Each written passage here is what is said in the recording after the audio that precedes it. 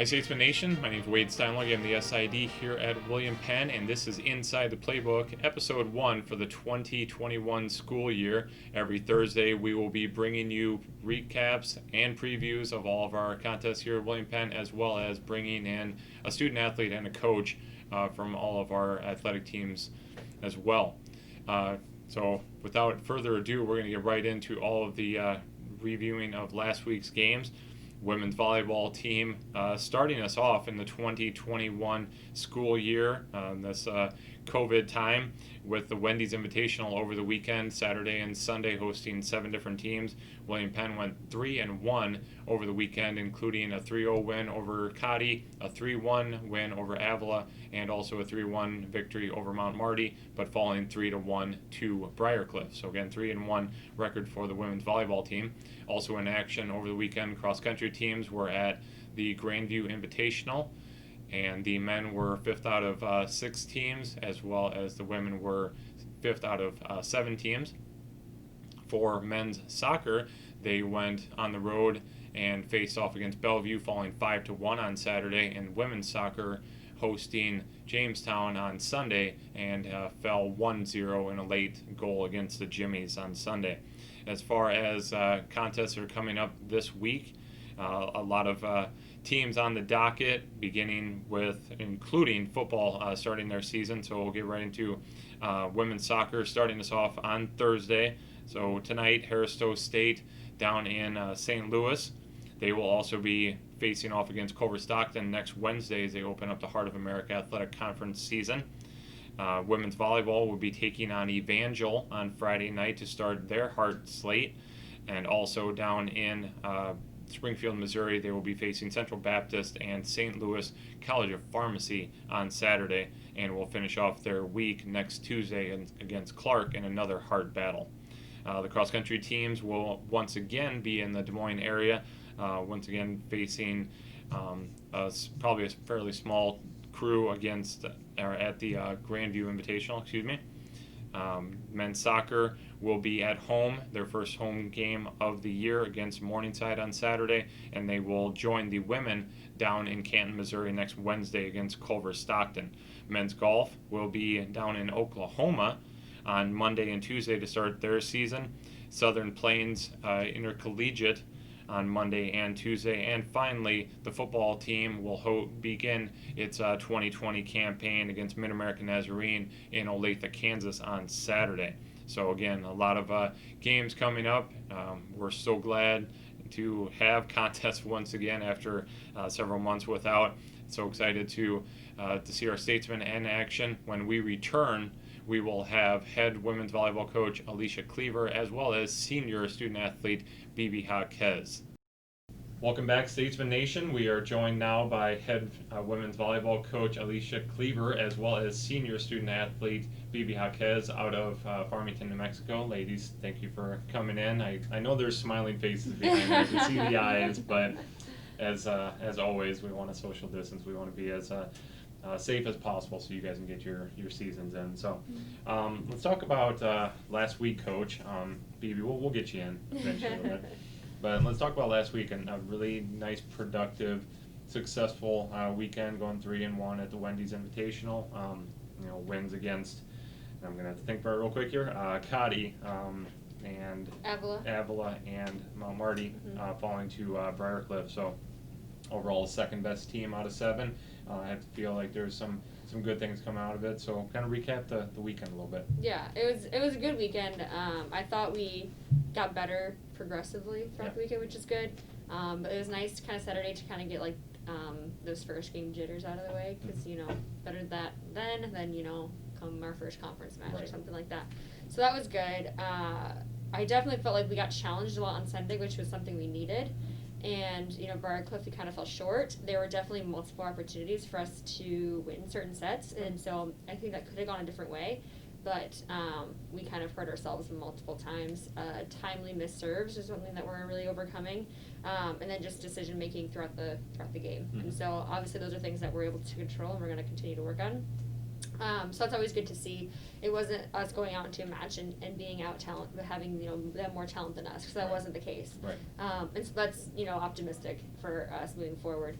And so I think we learned a lot and a lot to grow still, but overall it was a really good weekend, and it was nice to see coming out of 2.5 weeks of preseason or so.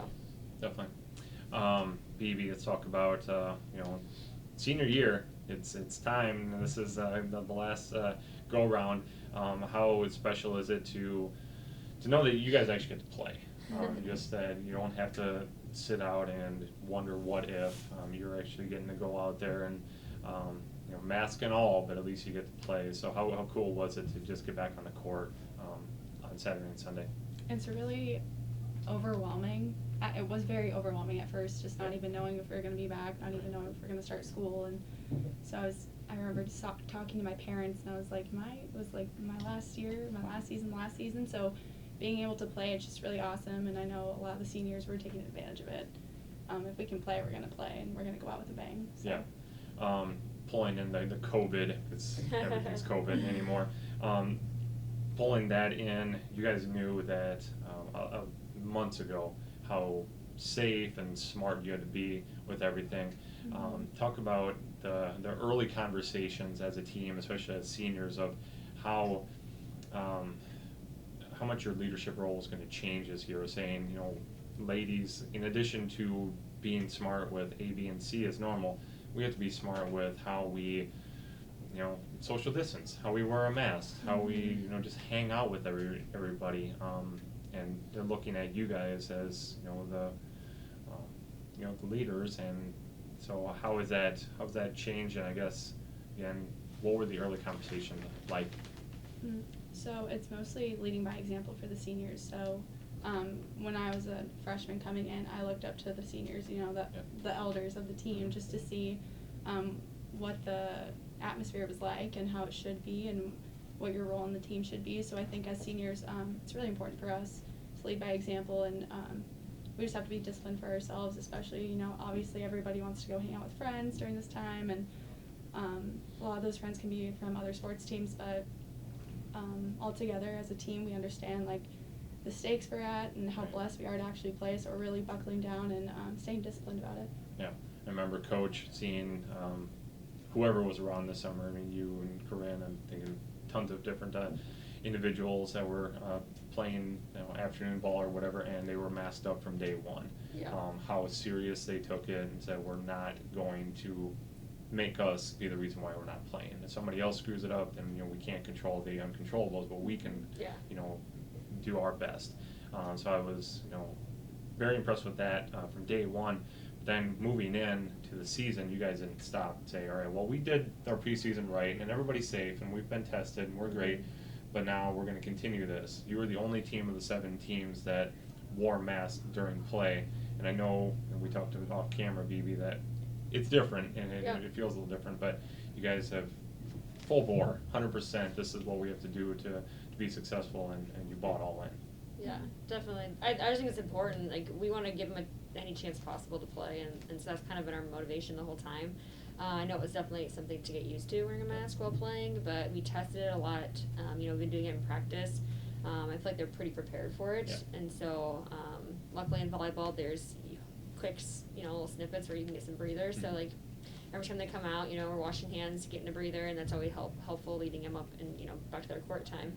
But we want to keep them safe, healthy, and we want to play. So whatever it takes, we're gonna do it, and they've been awesome about it and doing it, because they're the ones that have to go play, right? So that's just been awesome to see. Is it kind of stems from the leadership, and they've really held the standards high for the team. Definitely. Let's talk about Miss Jaquez for a little bit here. A player that has every year progressed and added another layer to her game. How important is she going to be this year for the success of the 2020 team? Yeah, we were just watching some film yesterday of some last year footage, and we were kind of just seeing where we are compared to year by year. We were talking about some positions, and coaches and I both were like, well, we definitely think we've improved in certain spots here, and we think this year's BB is much better than last year's BB. And so I think from day one, it was fun to see BB as a freshman, and her growth year by year has just gotten so much better year after year, and she's put in so much work, especially the last 6 months when it was a different time. Right. And I think that's just benefited her so much. I mean, especially the girls that were in town, the last 6 months and, working out and playing volleyball. You can just see how strong they are. Their conditioning is just, everything's at a higher level. And, she's one of them, one of the captains, and she's really putting the work. And I just really think that her senior season especially is going to be really special for her. Definitely. We're going to come back to you. We'll finish with you. We're going to talk a little bit about this this coming weekend. Again, with just COVID-related everything, your schedules are going to change a million times, but already some changes in who you're playing non-conference-wise this weekend. But, excuse me, so Evangel Friday night, Yep. which that's a team that is as a lot of teams are going to be this year, a little bit of disarray, that they had a little bit of an outbreak, so they're going to be coming off some quarantine issues. But you get them on Friday, and then Saturday you play both Central Baptist, right? Yeah, Central Baptist, right? And St. Louis College of Pharmacy. Yes. Let's talk about each of those teams, how much you know about them. Evangel, a team that has continued to progress the last couple of years, have gotten much better. Evangel is definitely a very tough team, and they return a lot of players. They return both pins, they return middles. Their back row, their libero is one of the best liberos in the league.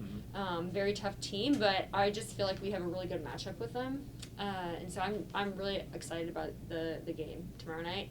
I feel like we are a much stronger team than we were, 365 days ago, and so I just feel like our chemistry is much better, culture is much better, and just overall talent and ability to play the game. I just feel like we are continuously getting better year by year, and so I'm really excited to see us go compete tomorrow night. I think it's going to be a really tough match, but I think it is something that if we go out there and execute and control the controllables, it's something that we can put ourselves in a position to have some success. Definitely. In terms of the Saturday games, I don't know a whole lot about them. Sure. We'll definitely, get our research and get ready for those matches, but so far right now we're definitely tunnel vision on Evangel and getting ready for that match. Definitely. It'll be the first road trip. So It again, is. it's another thing that you got to figure out. Okay, separating everybody on the bus, separating everybody in the hotel. I mean, it's just going to be a totally different beast. But I'm sure you guys are more than ready for the challenge. And a lot of preparation, but we're excited. First road trip's always fun. We had a couple other ones that we would have been, had by now. Yeah, but right. We're excited for it. I know the girls are, because they're always, a special time. Good team bonding time. So it should be good. For sure. Okay. Well, best of luck this weekend. 3 matches, 3 wins. Why not? There we go. All right. Bibi, finally finish off with you. Let's talk about what Bibi Jaquez is going to do after William Penn. Everybody wants to know. I mean, as much as you'd love to probably be part of the USA volleyball team and continue this ride and everything, the likelihood is organic chemistry that you said you just got out of that lab. That's going to be your future. So what are you looking at doing down the road? Yeah, so I've been playing back and forth, applying to PA and med school. So I already took the GRE, sending in my applications for PA school within the next month, and then I'm just gonna see. And I'm still writing out med school, so take the MCAT next summer and just wherever I end up. Okay. Any certain school you're hoping for, or just wherever? I mean, Iowa's a pretty decent school. Right. Definitely number one school. So. Not too bad. All right, very cool. Okay, well, once again, Alicia Jaquez, head women's volleyball coach, as well as Bibi. Did I say Jaquez? Yeah. I did. Alicia Cleaver. Sorry. Not everyone has said that. Well, we kind of have similar first names. There you go. Yes, Alicia Cleaver and Bibi Jaquez of the women's volleyball team. Best of luck the rest of the season, ladies. Thank you. Thank you.